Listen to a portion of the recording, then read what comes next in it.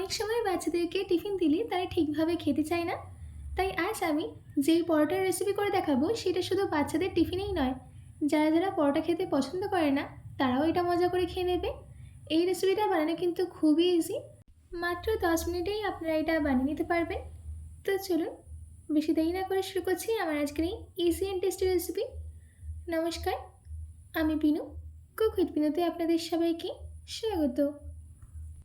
এই রেসিপিটা বানানোর জন্য সবার প্রথমে আমি এখানে নিয়েছি দুটো মিডিয়াম সাইজের সেদ্ধ আলু। এবার আমি আলুটাকে একটা গ্রেটারের সাহায্যে গ্রেট করে নেব। আমাদের এখানে সব আলু গ্রেট করে নেওয়া হয়ে গেছে। এবার এই গ্রেট করা আলুটাকে একটা থালার মধ্যে ট্রান্সফার করে দিচ্ছি। তারপর এর মধ্যে অ্যাড করে দিচ্ছি 3টে কাঁচা লঙ্কা কুচি, দিচ্ছি 1 চামচ চিলি ফ্লেক্স। যদি আপনারা এটা বাচ্চাদের জন্য বানান তাহলে ঝালটাকে স্কিপ করতে পারেন। দিচ্ছি 1 ছোটো চামচ জিরে, স্বাদ মতো নুন, দিচ্ছি 1 কাপ ময়দা, আর সব শেষে 2 চামচ তেল দিয়ে এই সব কিছুকে ভালো করে মিশিয়ে নিতে হবে।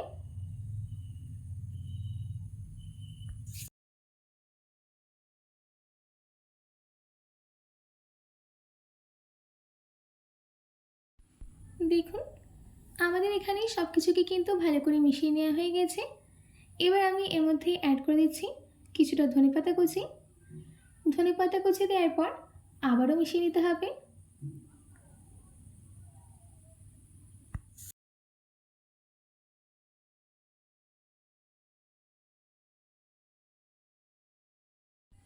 ধনেপাতা কুচি দেওয়ার পর আবারও ভালো করে মিশিয়ে নেওয়া হয়ে গেছে।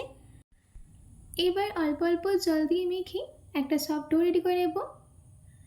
জলটা কিন্তু একসঙ্গে দেবেন না, অল্প অল্প করে জল দিয়ে দেবেন।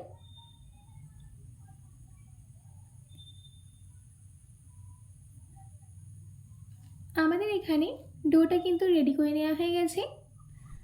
একদম সফট আর স্মুথ ডো আমি কিন্তু রেডি করে নিয়েছি। এবার এই ডোটার গায়ে 2 চামচ তেল লাগিয়ে দিতে হবে।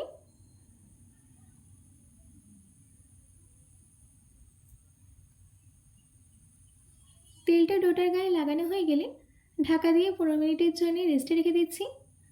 15 মিনিট বাদ ফিরে আসছি। আমাদের এখানে 15 মিনিট হয়ে গেছে। এবার আমি এই ডোটাকে আরও স্মুথ করার জন্য আরও 1 মিনিটের জন্য মেখে নেব।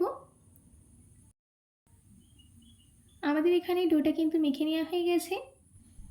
ক্যামেরাটা ভুলবশত বন্ধ হয়ে যাওয়ার কারণে আমি আপনাদেরকে বলগুলো রেডি করে দেখাতে পারিনি। যাই হোক, আমাদের এখানে ডোটা থেকে কিন্তু 5টা বল রেডি হয়ে গেছে। এবার একটা বল নিয়ে এটাকে একটা প্ল্যাটফর্মের উপরে রেখে তার উপরে শুকনো ময়দা ছড়িয়ে দিয়ে বেলে নিচ্ছি। যেরকম আমরা রুটি বেলে থাকি সেই রকমই বেলে নিতে হবে।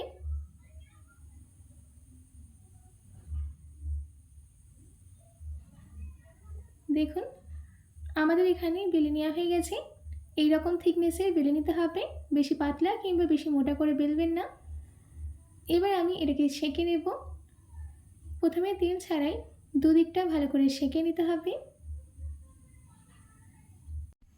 যখন একটা সাইড সেঁকে নেওয়া হয়ে যাবে তখন অপর সাইডে উল্টে দিয়ে অপর সাইডটাকেও ভালো করে সেঁকে নিচ্ছি।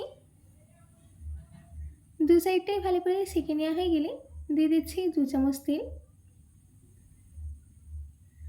তেলটা দেওয়ার পর আবারও ভালো করে পরোটাটাকে সেঁকে নিতে হবে। আমি এখানে পরোটাটা সেঁকার জন্যে তেল ইউজ করেছি, আপনারা চাইলে তেলের বদলে ঘিও ইউজ করতে পারেন। আমি যেভাবে পরোটাটা করে দেখাচ্ছি আপনারা অবশ্যই সেইভাবেই পরোটাটা রেডি করবেন, দেখবেন দারুণ হবে খেতে।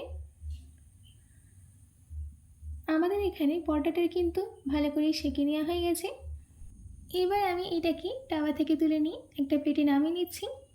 এই একইভাবে আমি আপনাদেরকে আরেকটা পরোটা রেডি করে দেখাবো। সবার প্রথমে রুটিটা দিয়ে দুদিকটা ভালো করে সেঁকে নিতে হবে। যখন দুদিকটা ভালো করে সেঁকে নেওয়া হয়ে যাবে তখন এর মধ্যে 2 চামচ তেল দিয়ে আবারও ভালো করে সেঁকে নিতে হবে। ব্যাস ব্যাস রেডি হয়ে গেছে আমাদের নরম তুলতুলে রেশমি পরাঠা। এবার আমি এটাকে গরম গরম প্লেটের মধ্যে সার্ভ করে নিচ্ছি। আপনারা এই রেশমি পরাঠা চিকেন বা মাটন কষা পনির বাটার মশালা, ডাল মাখনি কিংবা আলুর দম যে কোনো কিছুর সাথেই সার্ভ করতে পারেন। যার সাথে সার্ভ করবেন তার সাথেই দুর্দান্ত লাগবে। দেখুন, আমি আপনাদেরকে পরোটাটা ছিঁড়ে দেখাচ্ছি কত সুন্দর সফট হয়েছে। আশা করছি আমার আজকের এই রেশমি পরোটার রেসিপি আপনাদের খুবই ভালো লেগেছে। বাড়িতে এটি অবশ্যই ট্রাই করবেন ও কমেন্ট বক্সে কমেন্ট করে জানাতে একদম ভুলবেন না। তো আজকের মতো এইটুকু, আবার দেখা হচ্ছে অন্য কোনো রেসিপি নিয়ে। ভালো থাকবেন, সুস্থ থাকবেন।